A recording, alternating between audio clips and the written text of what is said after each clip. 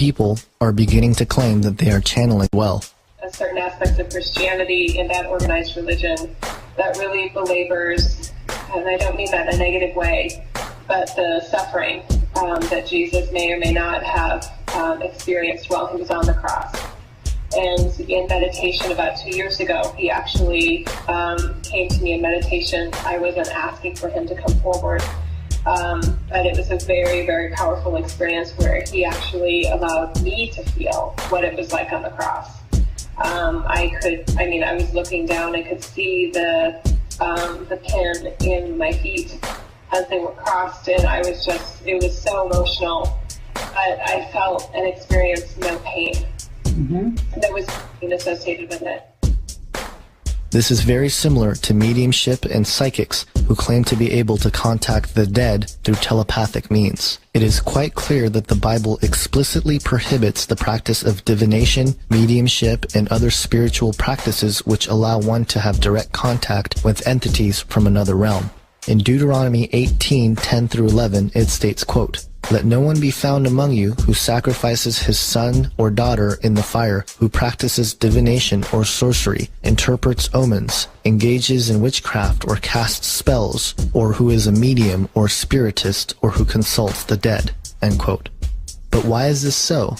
Plenty of people who channel or have what are called gifts are happy with their ability to do so and would even go as far as to say that God gave them this ability for a greater purpose to help the world. It is my firm belief that God can take any situation and turn it into good. However, like most things in the Bible that God tells us not to do, he is only doing so to keep us from harm. The problem with channeling is that there is no way to know whether these entities which are being contacted are from God, as some suggest, or are counterfeits, in other words, demons working for Satan. It states in 2 Corinthians 11:14-15, quote, "And no wonder, for Satan himself masquerades as an angel of light. It is not surprising then if his servants masquerade as servants of righteousness. Their end will be what their actions deserve." End quote.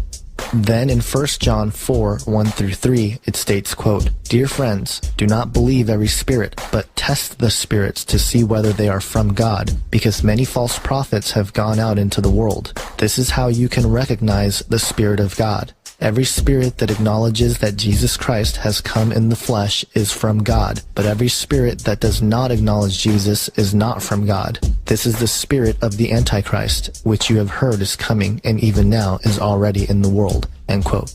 God is not in it to try to take away abilities or keep us from enjoying the likes of astral projection, outer body experiences, remote viewing, and other such alleged abilities that are so common and popular in the New Age just because he is cruel and acting as a cosmic police officer.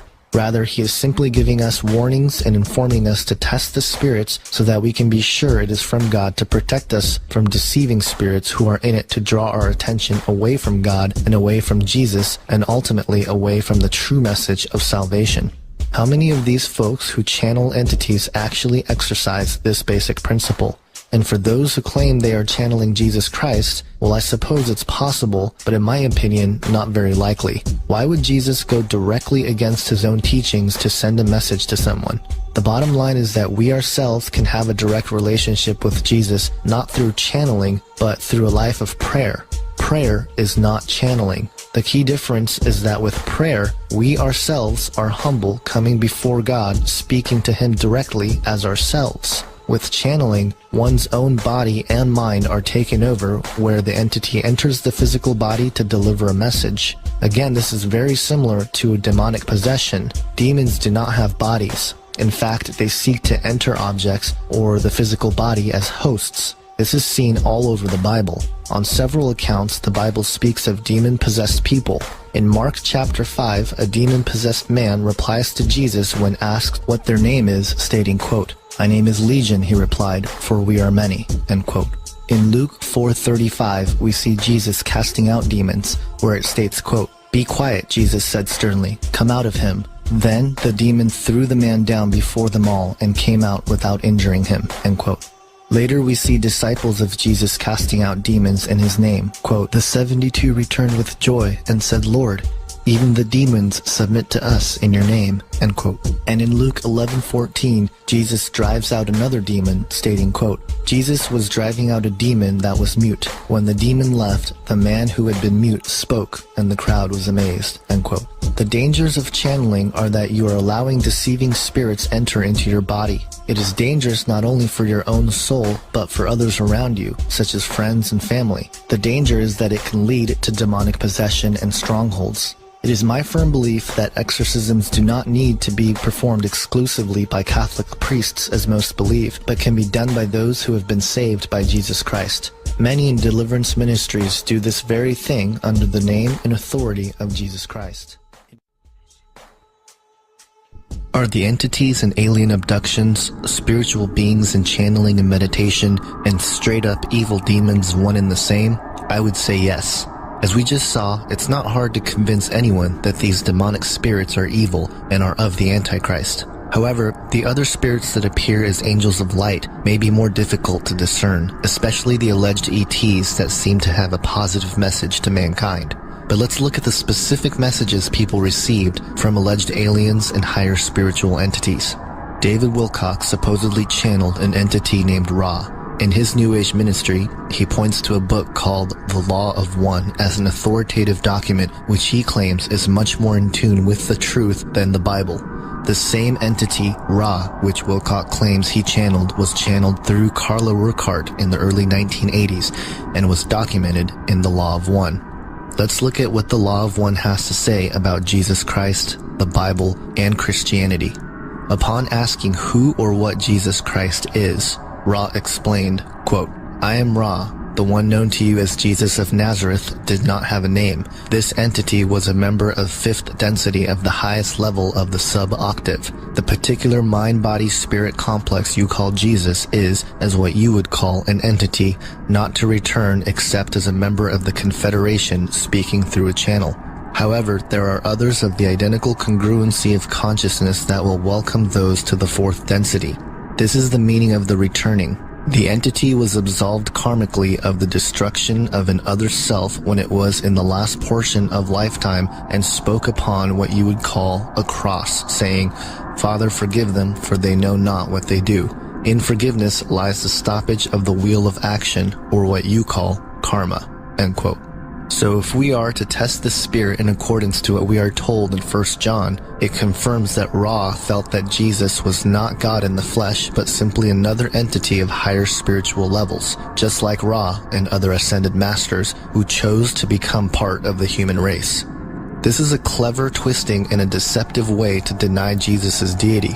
Another interesting thing I noticed in the channeled writings of Ra was that not only did this supposed entity rarely use the name of Jesus in response to the questions about Jesus, but every time it did, it always referenced him by starting off with the one you call, or the one it calls, or as you call this entity now. In other words, never was this entity able to directly say Jesus Christ. It always had to set it up so as to defer his deity. Ra goes on to explain his opinion of Christianity when he states, quote, Another example well known in your culture is the visualization in your mass of the distortion of the love of the one infinite creator called Christianity, wherein a small portion of your foodstuffs is seen to be a mentally configured but entirely real man, the man known to you as Jehoshua, or as you call this entity now, Jesus, end quote. Once again, it claims the falseness of Christianity, calling it a distortion of the love of the one infinite creator. This again demonstrates the denial of uniqueness of Jesus Christ as the one and only Savior for mankind, fully God, fully human. The Stardoves, another group who claims to have channeled spiritual entities named masters or gods, describes Jesus in yet another form. They state, quote, Perhaps it may be new to some souls to learn that Maitreya overshadowed Jesus the Christ in his lifetime. Yet there is another great soul who is of prime importance in this plan the masters know and serve. That being is Sananda, our star commander-in-chief. End quote. This is alarming because Maitreya is the New Age and Theosophists' Christ. Many members of the United Nations and other world leaders are also earnestly seeking the arrival of this supposed world teacher who allegedly is going to be a spiritual leader to help humanity usher in the new age. For more details on Maitreya, I encourage you to check out Aquarius, The Age of Evil by Keith Thompson. Furthermore, in an alleged channeling of this entity known to the star doves as Jesus Sananda, apparently described his second coming by stating, quote, "I speak in the name of Jesus, Lord of this world and of all which concerns this earth sphere. I am he who is known as the Christ, and through this channel announce my coming unto earth once more. I am Sananda of the hierarchical board, known on earth through my last incarnation frequency as Jesus the Christ, Lord of this world and of the planet known as Earth." End quote. What's interesting is that Jesus never claimed to be the Lord of this world. This is verified in John 18:36, where Jesus states, quote, "My kingdom is not of this world." End quote.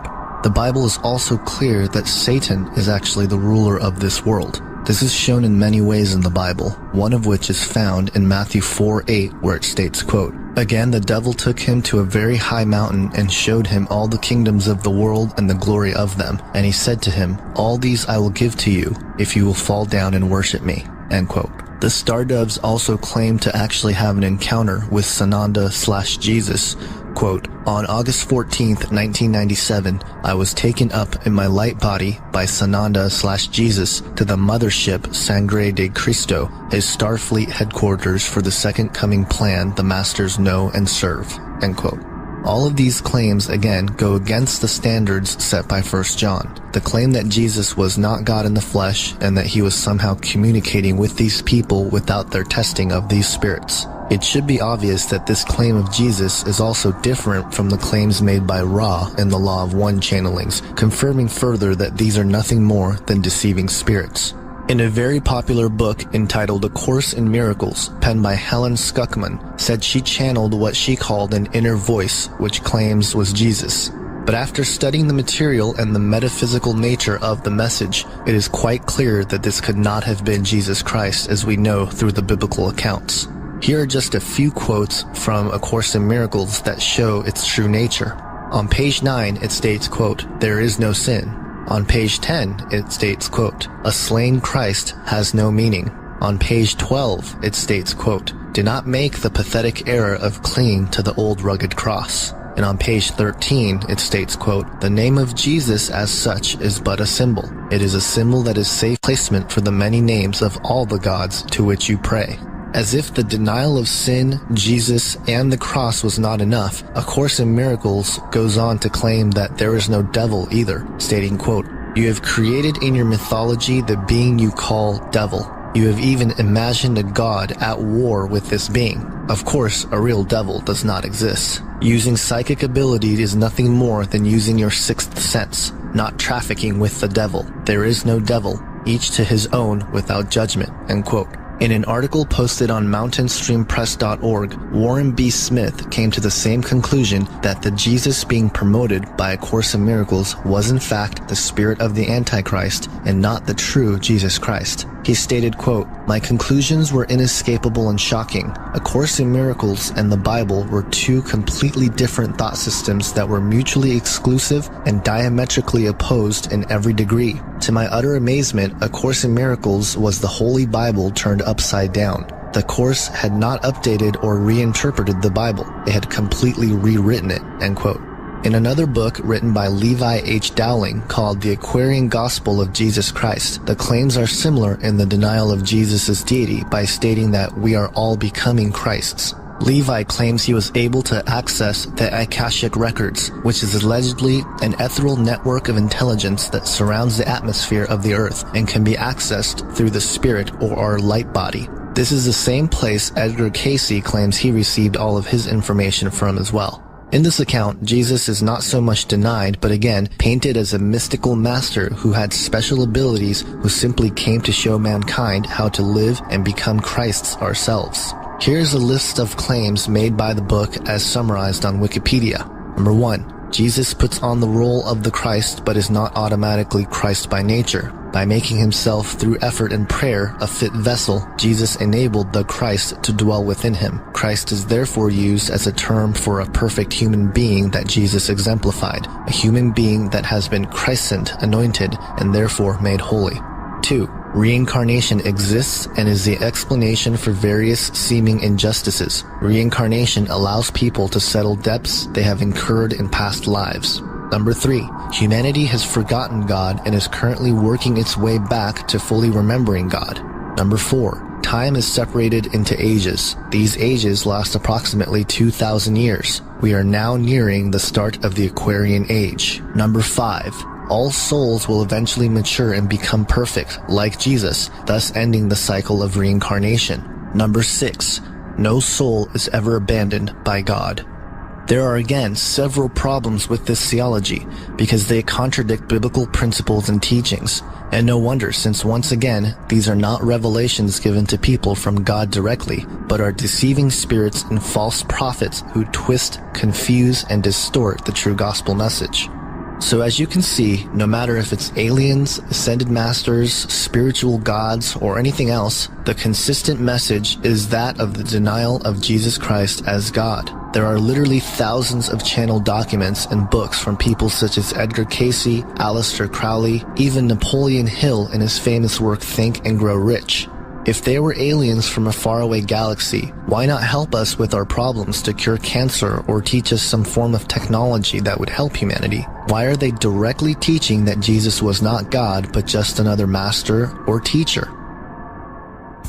You'll find that as many people that say that Jesus wasn't really, who he said he wasn't all this stuff, it's predicated on the idea that the Bible isn't an accurate description of what really happened. That always has to go in tandem with that, because anybody that's read the Bible and understands the Bible can make clear cases that Jesus did, in fact, know exactly what he was doing and exactly what he was saying. That's why the Muslims have to say that the Bible is corrupted. And so the first thing I would ask people is, what do you know? What proof do you have that the Bible was corrupted? Because as I've said before, it would be so easy to prove if it was, because there are more copies for the Bible, the New Testament, than there are for any ancient text in the history of the world. Bar none. And they are extremely scrutinized by people that both hate the Bible and people that love the Bible. So if the Bible had been changed, all a Muslim or anybody else would have to do is to say, here's where the Bible said one thing, and then here these other ones say a completely different thing. All the ones after this said something different about what Jesus said on a particular issue about his deity or whatever else. But nobody can prove it. And the problem is that it would be so easy to prove, because we have documents going back from the very beginning to now. Jesus never came out and said, hey, guess what, guys, I'm God. But he didn't do it for a specific reason. Now, he did actually end up doing that, and that's why they killed him, for blasphemy. You have to realize that that's why they wanted to kill him. A lot of times in the Bible when it says, and after that the Pharisees seek to kill him, if you read what that was, it was because they realized what he was saying. They would say things like, when he said he could forgive sins, they would say, this is blasphemy. Who can forgive sins but God alone? And I got to agree with the Pharisees on that. That's absolutely true. If I came to your house and I said, hey, you know what? I just showed up. My name's Chris. I just wanted to let you guys know that I forgive you for that fight you had this morning, or whatever. I forgive you for being mean to your cousin or your brother. And you would look at me and be like, who are you and what does this concern you? You're acting as if my shortcomings are somehow affecting you. That's crazy. You can't forgive me of my sins. And so that is a big part of that. And he said that quite often. He said that in many different contexts. And the Pharisees do say to us, who can do that but God alone? And so they would seek to kill him and things like that. They would also seek to kill him because he said that he was the Son of God. There's actually places where they said, okay, you're saying that that's your Father and that you're the Son of God. How is that not blasphemy, they would say? You're making yourself equal with God. And this is a really well understood concept in Hebrew. If you call yourself the son of something, you are the embodiment of that thing.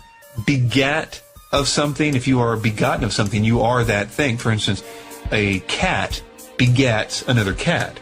If I have a child, that child is just as much a human as I am. We're equally the same amounts of human.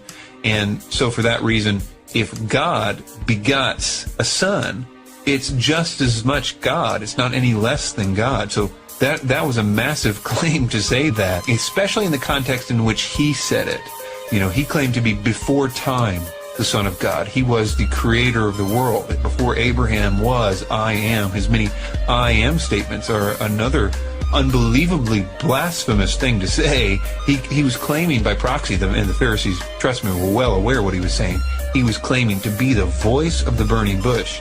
Another thing, if you understand Daniel 7, he was claiming to be the cloud rider of Daniel 7. They knew that, and I believe it's John 8. They knew exactly what he was saying, and it messed with their heads. So there's many different things like that. Another big one is that he allowed himself to be worshipped on several occasions. There is several occasions where the apostles would refuse to be worshipped. Angels on several occasions said, hey, don't worship me, I'm just a messenger of God. But Jesus on a number of occasions allowed people to worship him. That is either a completely blasphemous act, or he was doing what everybody knew that he was doing. He was claiming to be God every day of his life, everywhere that he went, and the Pharisees knew it. That's one of the reasons they felt justified in killing him. So if you're reading the Bible and you're reading this the whole time. He claimed that he was going to come at the end of time and judge the world. Who can judge but God alone? Who is worthy to judge but God alone? The issue there really culminates in the cross, and what happened in the cross was an act that would only make sense if God himself was on the cross. The very fact that he knew what he was doing, the Lamb of God that takes away the sin of the world, and that whole concept of the gospel really makes sense in that context. So when people say that Jesus wasn't claiming to be God, they have to say that the Bible is inaccurate and all those things are not true, because Jesus claimed to be God all the time.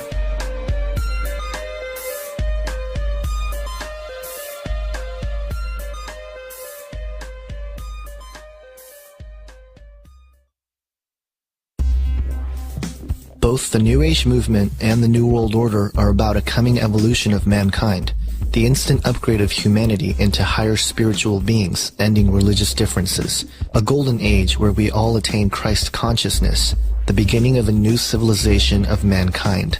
The elite believe that they are the only ones that will attain this utopia, and the rest of mankind are mere cattle in the way of this goal. The New Agers believe that all mankind can attain this utopia if only they follow these esoteric spiritual teachings. In either case, the deception is called out by biblical prophecy. Throughout the centuries, theologians, scholars, Bible students, and even average people have claimed that the end of the world was upon us. Most recently were the claims made by Harold Camping that the end of the world was going to be on May 22nd of 2011. Furthermore, rulers, kings, and political leaders have been falsely labeled as the Antichrist ever since the time of Jesus. Because of these false claims and failed predictions, the urgency of prophecy has become obscure and largely tossed aside in recent years. But there are other prophetic texts which come from the esoteric authors and writers who claim to channel entities that both the New Age and the New World Order seem to be basing their agenda off of. We looked at some of this earlier, but I would like to focus on one particular author, Alice Bailey. Most New Age philosophies, as well as the New World Order agenda, can be traced back to the channeled writings of Alice Bailey. Her ascended master, Dejwa Kul, on many accounts, gave the blueprint for the New World Order and the New Age to Bailey. Alice Bailey, especially in her book, The Reappearance of the Christ, had another prerequisite or series of prerequisites, but a lot of them had to do with the idea that there needed to already be a world government in place. In fact, one of her quotes is, quote, "First of all, he will come to a world which is essentially one world. His reappearance and his consequent work cannot be confined to one small locality or domain unheard of by the great majority, as was the case when he was here before." And she talks specifically in that book about how it's going to be accomplished through the hierarchy, the spiritual beings working with government, organizations, particularly the United Nations. So she has a twofold vision that it's going to basically be a world that is already ready for him in terms of a world government. So I would agree that part of the work that she says is a prerequisite is to build and work on this sort of global government. And that is why they're striving so hard for it, is because they believe they have to sort of build the throne for the world teacher kind of thing before he'll show up. The chaos is another sort of part of what she talks about, is that She recognizes that none of the work that she can do, or that the group of world servers, as she calls them, or the seed groups, they can never do enough preparation, whether it's spiritual preparation or physical building of the system preparation, to actually make any of this work. Consistently throughout the book, The Reappearance of the Christ, she talks about how he will inaugurate the world religion. He will essentially provide the fuel, the power to actually cause the world to believe in a world religion. So I think that a lot of times what she talks about, the chaos that's necessary, is sort of a twofold chaos. One, that is necessary for people to agree to a solid world government, to unify the existing system, the fractaled system, but then also to empower through some sort of paradigm shift, some spiritual chaos, the world religion, because there has to be some great spiritual chaos in order to get everybody in the world on board with a new religion, especially a religion that is focused on one particular man. There has to be something major. Deja Cool, through Alice Bailey, is not shy about letting the reader know that Christianity is the one big hurdle in the way to create the new age suitable for the appearance of the world teacher. She states in The Reappearance of the Christ, quote, "The work and the teaching of the Christ will be hard for the Christian world to accept, though easier of assimilation in the East. Nevertheless, some hard blow or some difficult presentation of the truth is badly needed if the Christian world is to be awakened, and if Christian people are to recognize their place within a worldwide divine revelation and see Christ as representing all the faiths and taking his rightful place as world teacher. He is the world teacher and not a Christian teacher. He himself told us that he had other folds, and to them he was meant as much as he has meant to the Orthodox Christian. They may not call him Christ, but they have their own name for him and follow him as truly and faithfully as their Western brethren." End quote. This idea is further confirmed when Bailey states, quote, "There are two major factors which condition the present opportunity. These can be regarded as so completely hindering that unless they are removed, there will be a long delay before Christ can return. They are, number one, the inertia of the average Christian or spiritually minded man in every country, Eastern or Western. Number two, the lack of money for the work of preparation." End quote. Bailey also goes on to say how there must be a chaos before the unification of government and religion, and the subsequent appearance of the quote-unquote Christ, stating, quote, "They come in times of crisis. They frequently create crisis in order to bring to an end the old and the undesirable and make way for new and more suitable forms for the evolving light in nature. They come when evil is rampant. For this reason, if for no other, an avatar may be looked for today. The necessary stage is set for the reappearance of the Christ." End quote. If you're a conspiracy theorist like I am, the chaos, wars, and massive deaths being perpetrated by the elite is on purpose. But it's not simply to try to destroy humanity. It is a diabolical plan to, again, create a climate where people cry for peace and desire for a new system. This is precisely how the New Age movement is helping usher in the real New World Order.